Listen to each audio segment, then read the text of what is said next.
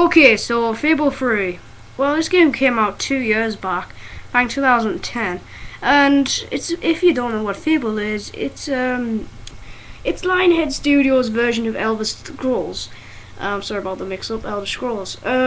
Basically, you are a hero of Albion. You start off as a child and work up to the hero. You also get to unlock new swords and armory, even stuff to wear. But as most of you remember, Fable is always something that they say is going to be good and then turns out to be just something different. Lionhead Studios always have you worked up to it, always saying that the game's going to be the best RPG game going to come out, and it turns out to be one of the bottom listed RPG games. Well, I'm not going to say this game's bad in any way, because it's one of my favourite RPG games, especially fantasy games, because the colouring and graphics in this game is just outstanding. To be honest, I would say this is probably my favourite Fable game, even though a lot of people failed. I enjoy it because you are the role of Prince. At first, you're Prince of Albion. Your brother is of course King of Albion.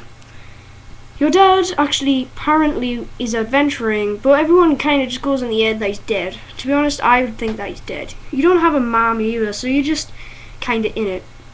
From the very first piece of the game, you actually have a decision, either saving some people or saving your girlfriend.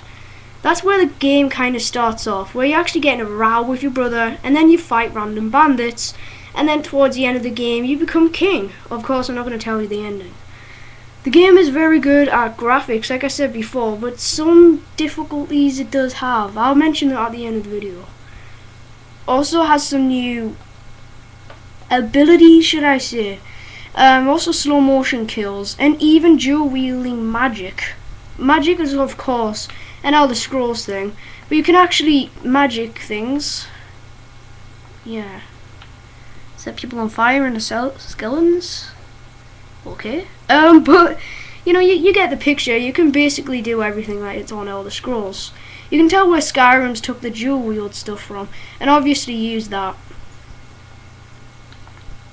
The magic is kind of overpowered and sometimes becomes a bit ridiculous. It just wants you to be a wizard all the time instead of being a rogue or a warrior. Of course, there's no actual classes, but you know, you just play the game the way you are. The game actually even can make you be a hero. That's why I like it so much. You can also have family and a wife. This is also a bonus to the game. It makes you feel like you're actually part of Albion. That's why I like the company so much, because they overdo stuff, but at the end it turns out to be quite a good game.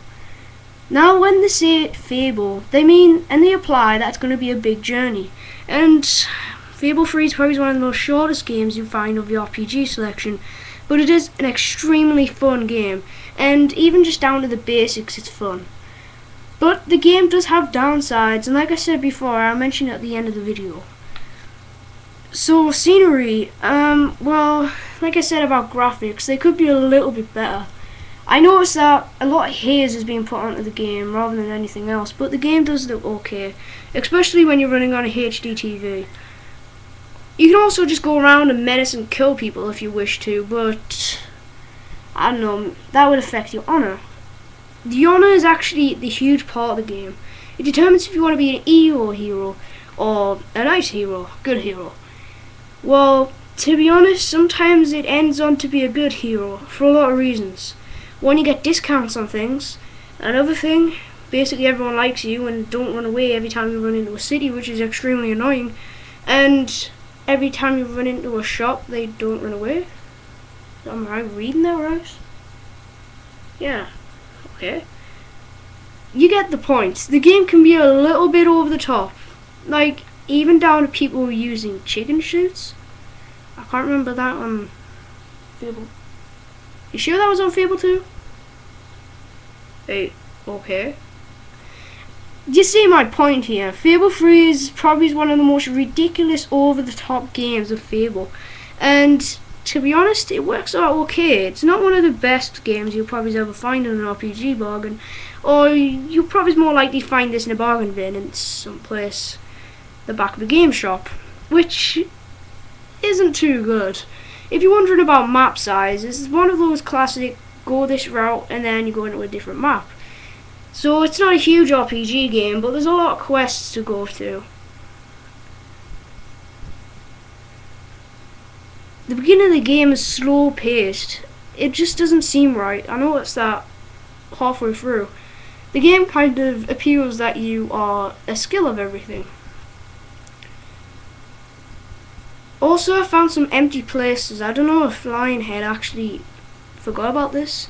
There's huge bits in the map that's just basically empty and could have been filled.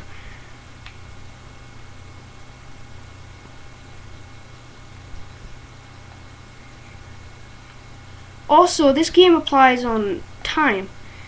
Okay, yeah, time. This is one of my favourite RPG games for time.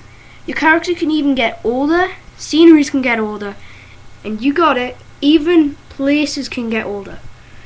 Before you can see it, time will pass by. New weapons will come into shops, new armory will come, and it just looks amazing. Shame they didn't add seasons of the year in. That would have just been outstanding. Maybe they just forgot about that. But for a game that's basically being told it's going to be the best RPG game on the market, it does okay. But it's not the best RPG game on the market. Now, to be honest, I'm going to go back onto the bad sides of the game, and it's probably one of the most strongest. Well, I'm not going to say the game's too bad, but it is kind of bad and disappointing to the series. One is, why the hell does he run like a weirdo? The animations are a bit stupid, and combat does get repetitive. Also, the missions are dull and just... Okay, there's a mission where you need to pretend that you're a woman and kiss a frog. Okay, that's a bit over the top. As you see, it's ridiculous, and the amount of times you're going to run into these quests are a bit stupid. To be honest, I only found about 5 or 6 missions that good, and I only found one quest even useful, and that was the fort mission. Now, the game does have quite a bit of quests, but not like as if they're fun and just want to keep you going back and back for more. To be honest, they're kind of just dull and put there, obviously, just for people that just can't be bothered doing anything, want to play it. It's kind of a shame as well. Stupid squeaky floorboards.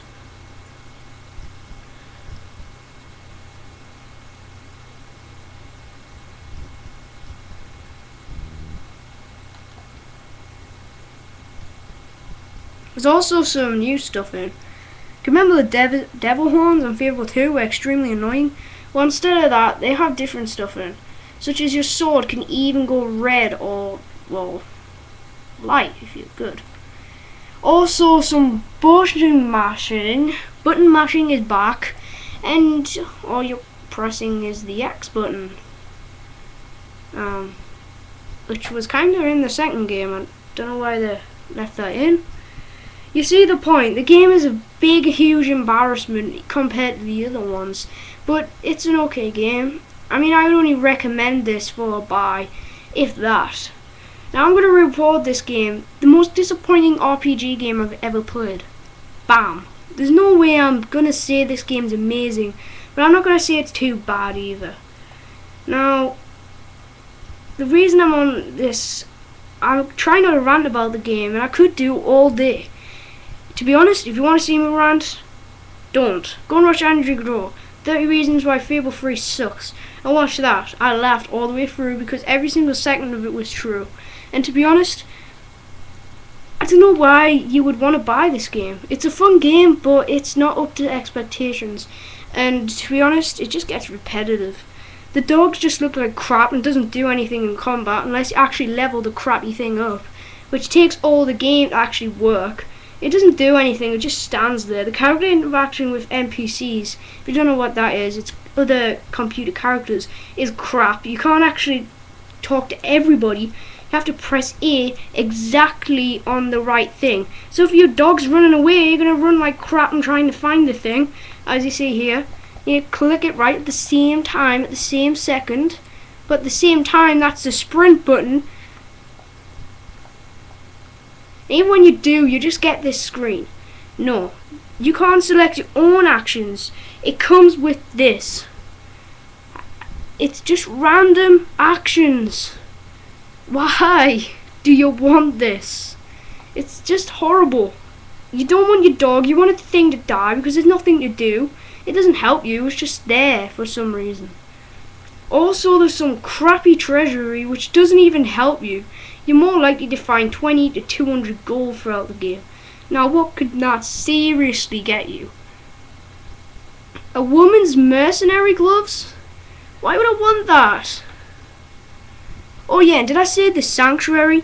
Oh my god, the sanctuary is one of the worst things ever.